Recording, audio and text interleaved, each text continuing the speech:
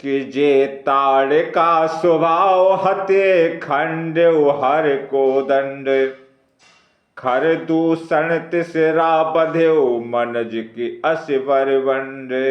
आशुतोष तुम्हें अब डर दानी आरती हरो दीन जनु जानी। जिसने ताड़का और स्वभाव को मारकर शिवजी का धनुष तोड़ दिया और खर दूषण तिसरा का वध कर डाला, ऐसा प्रचंड बलि भी कहीं मनुष्य हो सकता है। जाओ भवन कुल कुशल विचारी सुनत जरा दीन से बहुगारी। गुर जिम मूल करस मम बोधा कौ जग मोह समान को जोधा। अतः अपने कुल की कुशल विचार कर आप घर लौट जाइए। यह सुनकर रावण जल उठा और उसने बहुत ही गालियां दी, दुर्वचन कहे, कहा, अरे मूर्ख, तू गुरु की तरह मुझे ज्ञान सिखाता है, बता तो संसार में मेरे समान योद्धा कौन है। तब मारीच हृदय अनुमाना नव विरोधे नहीं कल्याणा। शास्त्री मरुमि प्रभु सठ धनी वेद बंद कब मानस गुणी।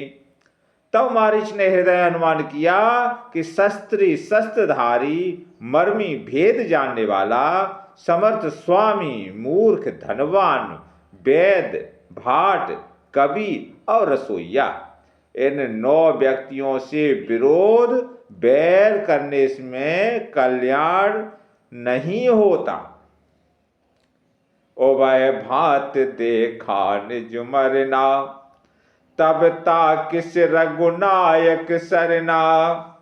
उतर देत मोय अवधि अभागे कस न मरो रघुपत सर लागे। तब मारीच ने दोनों प्रकार से अपना मरण देखा। तब उसने श्री रघुनाथ जी की शरण तकी अर्थात उनकी शरण जाने में ही कल्याण समझा। सोचा कि उत्तर देते ही नहीं करते ही यह अभागा मुझे मार डालेगा, फिर रघुनाथ जी के बाण लगने से ही क्यों ना मरूं। कि असे जिय जान दसानन संगा चला राम पद प्रेम अभंगा। मन अति हरस जनाब न तेहि आज देखियो परम स्नेही। हृदय में ऐसा समझकर वह रावण के साथ चला। श्री राम जी के चरणों में उसका अखंड प्रेम है। उसके मन में इस बात का अत्यंत हर्ष है कि आज मैं अपने परम स्नेही श्री राम जी को देखूंगा। किंतु उसने यह हर्ष रावण को नहीं जनाया। निज परम प्रीतम देख लोचन सुफल कर सुख पाए हो। श्री साहित्य अनुज समेत कृपा निकेत पद मन लाए हो। निर्वाण दायक क्रोध जाकर भगत अब सह बस करी। निज पान सर संधान सो मोहे बदय सुख सागर हरि। मम पाछे धर धावत धरे सरासर बान। फिर प्रभह बिलो क्यों धन्य नमो समयान। आशुतोष तुम्हें अब डर दानी आरती हरो दीन जनु जानी।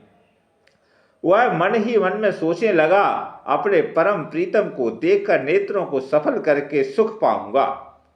जानकी जी सहित और छोटे भाई लक्ष्मण जी समेत कृपा निधान श्री राम के चरणों में मन लगाऊंगा, जिनका क्रोध भी मोक्ष देने वाला है और जिनकी भक्ति उन अवश्य किसी के वंश में न होने वाले स्वतंत्र भगवान को भी वश में करने वाली है। आहा, वे ही आनंद के समुद्र श्री हरि अपने हाथों से बाण संधान कर मेरा वध करेंगे। धनुष बाण धारण किए मेरे पीछे पृथ्वी पर पकड़ने के लिए दौड़ते हुए प्रभु को मैं फिर कर देखूंगा। मेरे समान धन्य दूसरा कोई नहीं।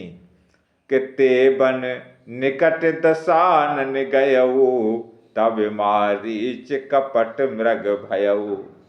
अत विचित्र कहो बरन न जाई, कनक दे मन रचित बनाई।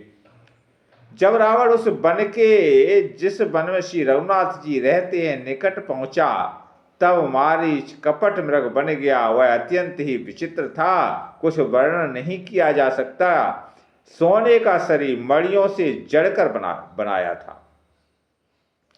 कि सीता परम रुचिर मृग देखा, अंग अंग सुननो हरु भेसा।